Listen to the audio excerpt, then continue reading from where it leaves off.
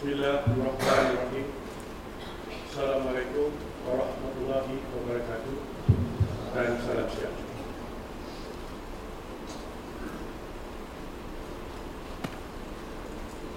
I am delighted to join all of you at this conference this morning.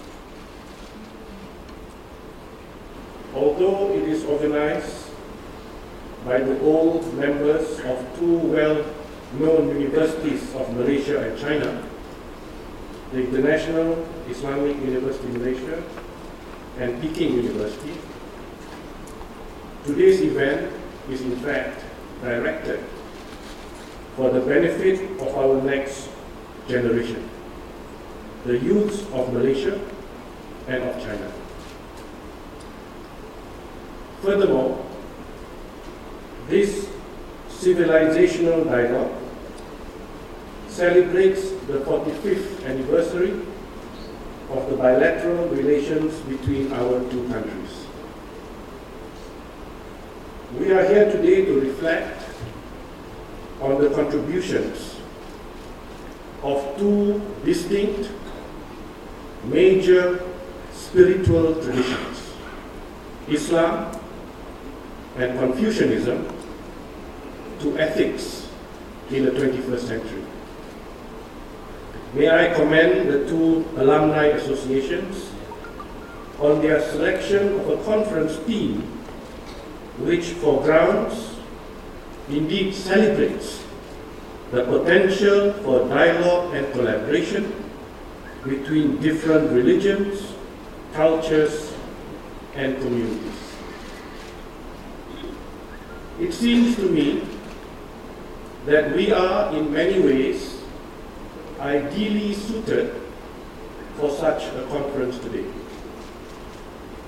Geographically speaking, I am proud that Malaysia is vibrantly multicultural, a fitting location for a dialogue between different religions and sets of beliefs. Indeed, with its majority Muslim and substantial minority Chinese population, Malaysia is a living national example of this cultural exchange in action. In Malaysia, Muslims and Chinese citizens, the latter with a centuries-old heritage of Confucian philosophy, exist side by side, living and working together with others from a wide variety of ethnic backgrounds and creeds. In this sense, today's conference is taking place in the ideal setting for an intellectual collaboration between Islam and Confucianism. It is my sincere hope that Malaysia will represent the harmonious relationship between these two great traditions for many years, decades, and centuries to come.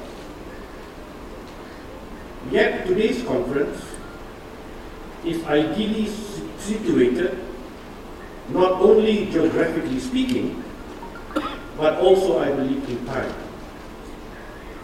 We are living, ladies and gentlemen, in an increasingly conflicted and divided world. According to the Global Peace Index, our world today is less peaceful than it was 10 years ago. One need only to skim the newspapers or tune in for the news headlines to be convinced of such a claim. Countries across the globe are experiencing violence fueled by intolerance and a hatred of racial, cultural, and religious difference. Now more than ever, we need international, intellectual, civilizational, and cultural dialogues. We need to build bridges both within and between countries throughout the world. Now, it is fair to say that there is much bridge building work already being done, not least by international organizations such as the United Nations. A prime example in our current century is the United Nations Alliance of Civilizations Initiative, which began in 2005. This was established largely in defiance of Samuel Huntington's controversial Clash of Civilizations thesis, which proposed that the Islamic world, China, and other non-Western powers would join forces in conflict against the West. The Alliance of Civilizations, in response, sought to forge international, intercultural, and inter-religious cooperation, particularly between the Western and Islamic worlds. The alliance was fully supported by the Organization of Islamic Cooperation, an organization which notably is patron to the International Islamic University in Malaysia, and the OIC's support in itself demonstrates the enormous potential and will of Islam to spread peace and build bridges throughout the world. However, the historic, cultural, and political dominance of the West has meant that for decades and even centuries, the focus of international bridge building has been between the West and other countries and cultures, as with the Alliance of Civilizations project. This in turn means that the equally important bridges that should and indeed do exist between Eastern civilizations have often been sidelined or overlooked. We are, I believe, on the brink of a major shifting or widening out of focus, as exemplified by the work of the Oxford historian Peter Frankopan, especially in his recent book, The New Silk Roads. The spotlight of world history is presently on the move, becoming less Western-dominated and Eurocentric, and more interested in the countries and cultures of the East. As such, this conference could hardly be more timely. Today, we have come together to consider Islam not alongside the cultures and beliefs of the West, but instead alongside one of the oldest spiritual traditions of the East. This is an intercultural dialogue which many, including the renowned Chinese Harvard scholar, Professor Tu Weiming, believe holds great promise for the future well-being of humanity as a whole. I must say that I too feel greatly optimistic about this dialogue and its potential to make a truly positive contribution to ethics in the 21st century.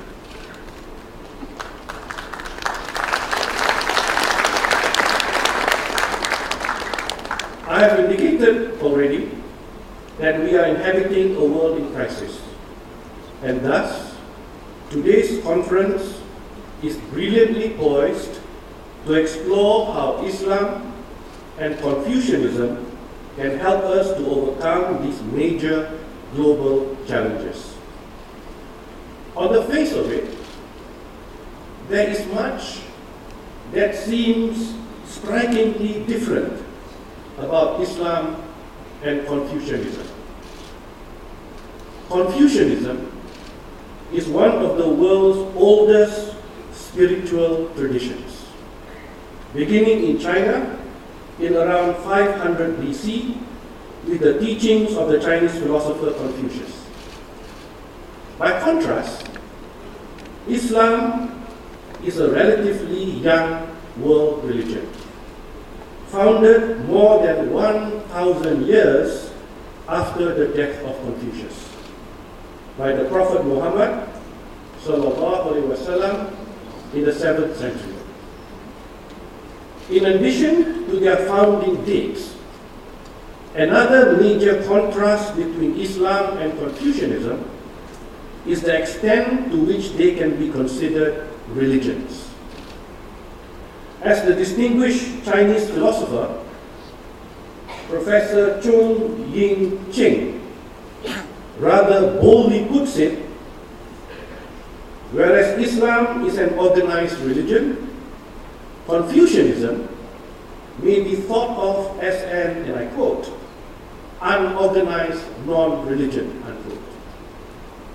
Now, it goes without saying that for some adherents of Confucianism, this is clearly not the case.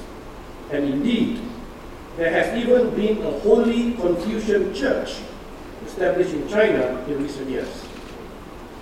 But it is certainly true that whereas Islam is unquestionably a leading monotheistic world religion, Confucianism's religious identity is less definite. Which brings me to a final, apparent point of difference, that of size. Islam today has around 1.8 billion followers, making up just under a quarter of the world's population.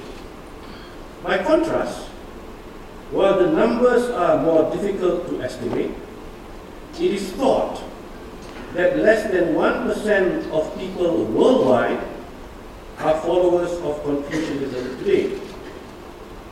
However, these figures fail to tell the full story. While a relatively small number of people might identify as Confucian, Confucianism's cultural reach is far broader. It is estimated to have some form of influence over the lives of more than 1.6 billion individuals, or 18% of the world's population, living predominantly in China, as well as in the Korean Peninsula, Japan, and in Southeast Asian countries like Malaysia. Thus, Islam and Confucianism are in fact similar in that they both influence the lives of billions of individuals worldwide. Both are, moreover, experiencing what we might think of as a period of flourishing at present. Research by the Pew Center in the United States shows that Islam is by far the world's fastest growing religion.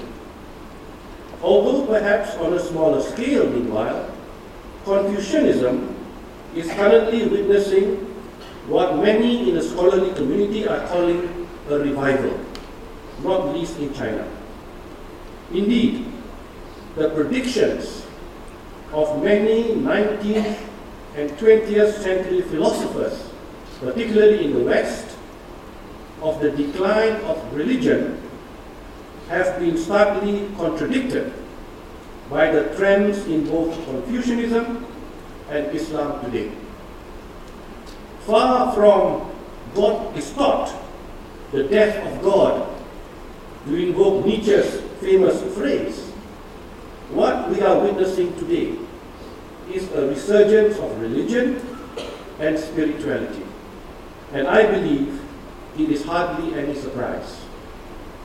In troubled times, such as those through which we are living, humanity cries out for faith, for guidance, and for the sense of community that can be found in shared beliefs. For all their seeming theological differences, a major area of convergence between Islam and Confucianism is that they both see religion as inseparable from politics and ethics. This was a point made numerous times at the first conference of its kind on Islam and Confucianism hosted by the University of Malaya's Center for Civilizational Dialogue a little over 20 years ago. At that conference, Professor Tu Wei Ming spoke of how the inseparability between political leadership and moral authority is an idea shared by the two traditions. He described how both traditions draw a direct line between the healing and development of one's own spiritual body and the serving of the body politic, and suggested that a spiritual leader is also a political authority in Confucianism and in Islam, in terms of providing the standard of inspiration for the people and for the nation. In other words, Islam and Confucianism would propose a spiritual and not purely a secular approach to handling even those crises which are often viewed as being beyond the remit of religion, such as economics or climate change. With this in mind, I would like to spend what remains of my speech sharing some preliminary reflections on the ways in which Islam and Confucianism might contribute productively to the global ethical tradition today. Many of the themes and ideas I touch on will no doubt be explored at greater length and in greater depth in other papers throughout the conference over the next 2 days. I would first like to suggest some of the ways in which I see Islam and Confucianism interacting with a global issue very close to my heart, and that is of climate change. We are now in the midst of what many are calling a climate emergency. A climate emergency has indeed been declared in countries such as Canada and the United Kingdom. The global temperature is rising at an unprecedented rate due to the emission of greenhouse gases generated particularly by the burning of fossil fuels. This in turn means melting ice caps and rising sea levels. Climate scientists, for example, estimate that most central and eastern Himalayan glaciers will have disappeared entirely by 2035.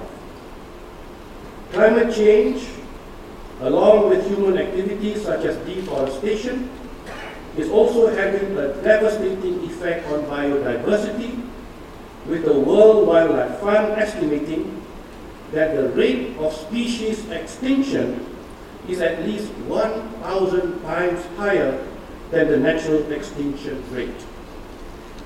With last month, July 2019, confirmed as the hottest month on record, and with some leading climate scientists estimating that we have as little as 18 months to take action before the damage becomes irreparable, our world is now in desperate need of a new ethical imperative. When we turn to the teachings of Islam and Confucianism, we find that both endow their followers with a grave responsibility to take care of the planet and of its creatures. According to Islam, mankind is God's Khalifah, his representative or vice regent on earth, enjoined to protect and oversee his creation. A similar notion of humankind's stewardship of the planet and of our close relationship with it was articulated by a leading student of Confucius who said, and I quote, "Heaven, the earth, and humans are the basis of all creatures. Heaven gives them birth, the earth nourishes them, and humans bring them to completion, unquote. What I find particularly compelling about this philosophy, beyond the idea of human responsibility for the earth, is the sense it conveys of all things on the planet being inextricably linked. Indeed, the Confucian teaching is echoed by classical Muslim philosophers such as the great Ibn Khaldun, who taught that, and I quote, "All created things are subject to a regular and orderly system. Causes are linked to effects, where each is connected with the other, and any change will affect one another in a pattern that is both remarkable and endless," unquote. For too long, humans have only thought about themselves, without realizing that if we do not nurture the earth will not nurture us. Only now is the stark and terrible reality of that fact beginning to sink in with a report by the Intergovernmental Panel on Climate Change only 2 weeks ago declaring that climate change is reducing the Earth's ability to sustain human life. These gems of Confucian and Islamic wisdom, I believe, these gems of Confucian and Islamic wisdom I shared a moment ago thus offer an urgently needed reminder. We all exist in a symbiotic relationship with the planet, and we must all take better care of it now before it stops taking care of us. In both Islam and Confucianism, we find the basis for an ethics of environmental sustainability. Indeed, I have spoken in the past about the striking overlap between the teachings of Islam and the United Nations Sustainable Development Goals, or SDGs. For instance, where the Quran emphasizes the centrality of water to life, pronouncing that, and I quote, "We made every living thing from water," unquote, SDG number 6 and 14 are both concerned with access to clean water and with protecting the planet's oceans and seas. We need not look hard to find crossover between SDGs and Confucianism. Take, for example, SDG number 12, which stresses the importance of responsible consumption and production. Is this not what is also being emphasized in the phrase attributed to Confucius from the Book of Rights, and I quote, "To fell a single tree or kill a single animal not at the proper season is contrary to filial piety," unquote. Ladies and gentlemen, our planet is in urgent need of the ethical approach advocated by both Islam and Confucianism, an approach which reminds us of humankind's responsibility for and dependence on the earth. I see this as a vital contribution to be made by the two great spiritual traditions in global ethics in the 21st century.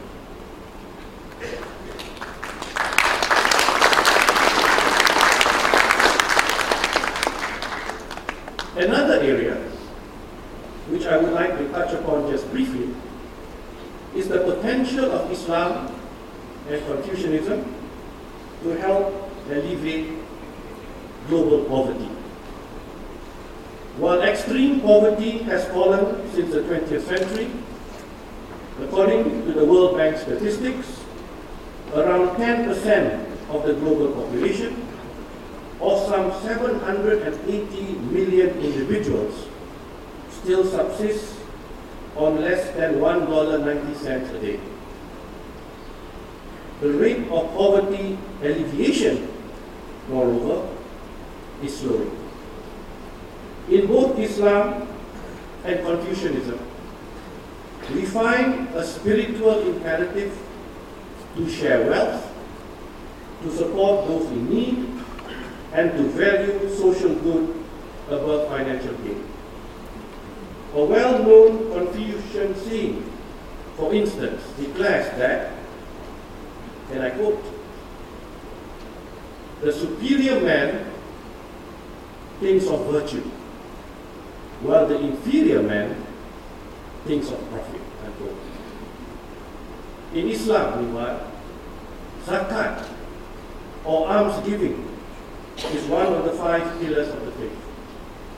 Charitable giving is not only simply something which Muslims are encouraged to do, it is absolutely integral to an Islamic way of life.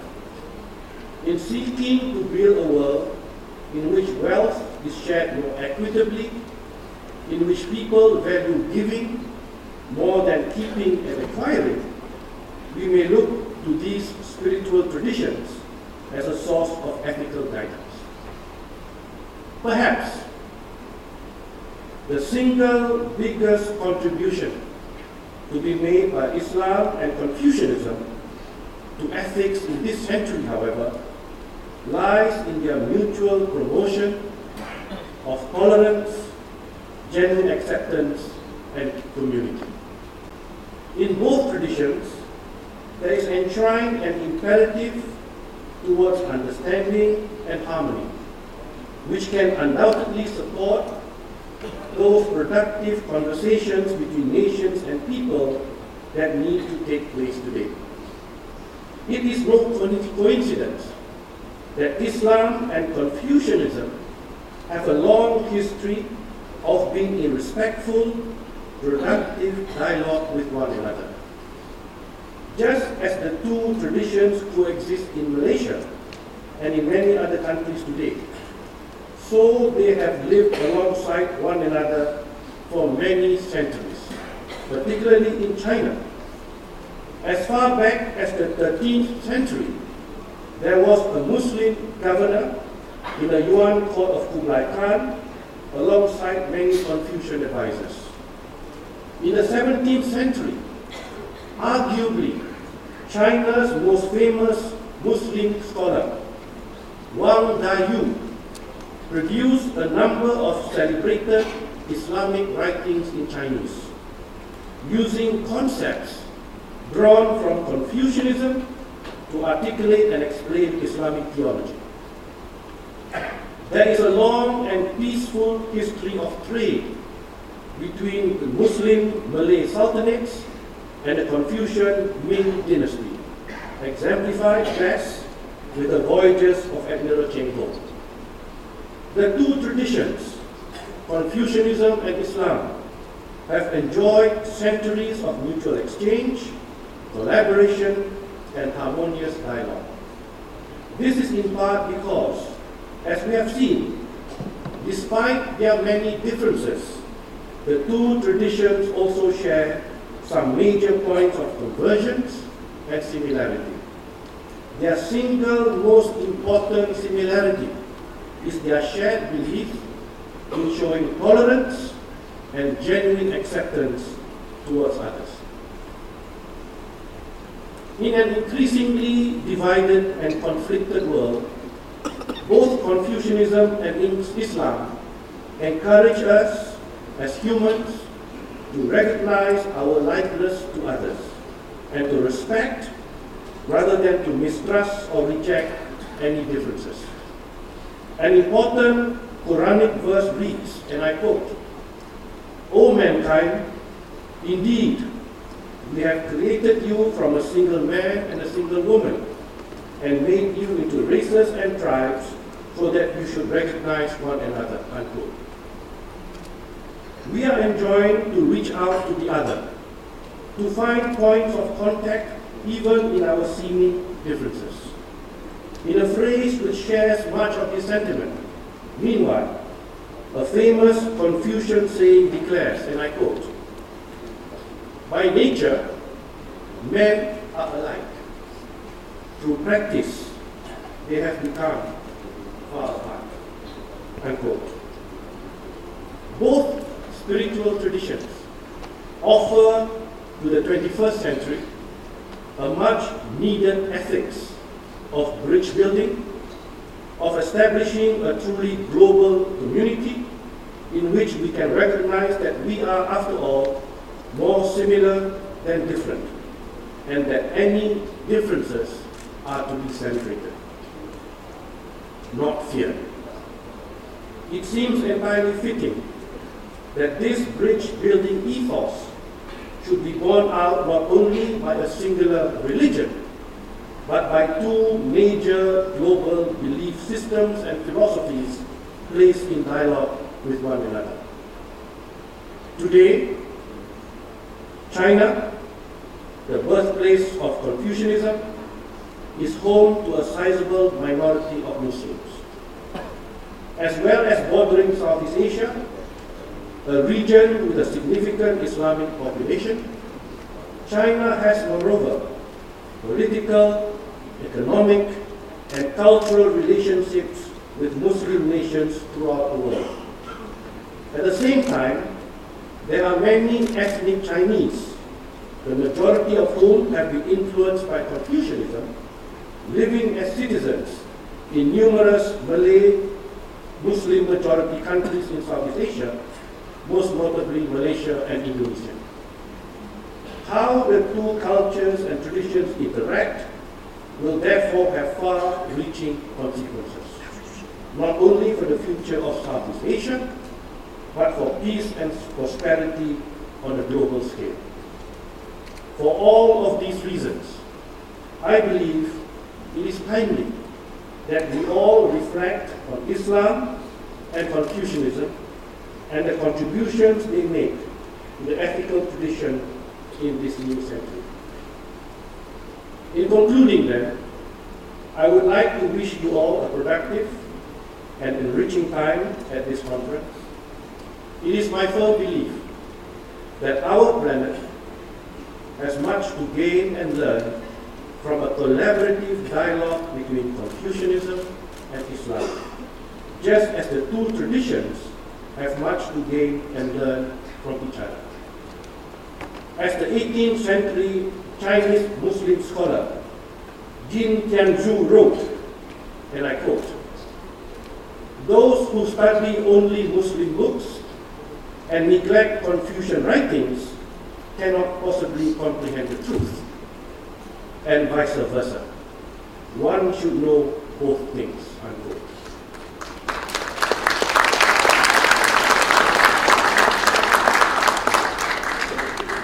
And in this spirit of seeking out the truth, what Muslims call Titah, there is the popular saying from the Hadith for our Muslim Sino dialogue, in which Prophet Muhammad SAW encourages us to seek knowledge even unto China.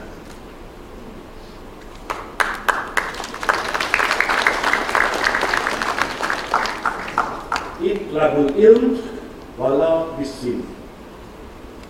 Another famous hadith, meanwhile, declares, Al-hikmah dolatul mu'min. Wisdom is the lost property of the believer. Let him claim it wherever he finds it.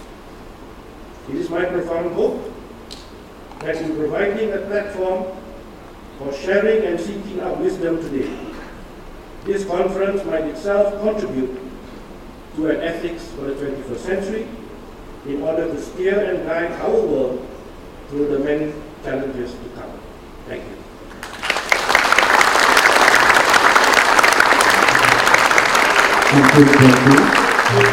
Beragam sudah maju terlibat menjadi kasih Buletin.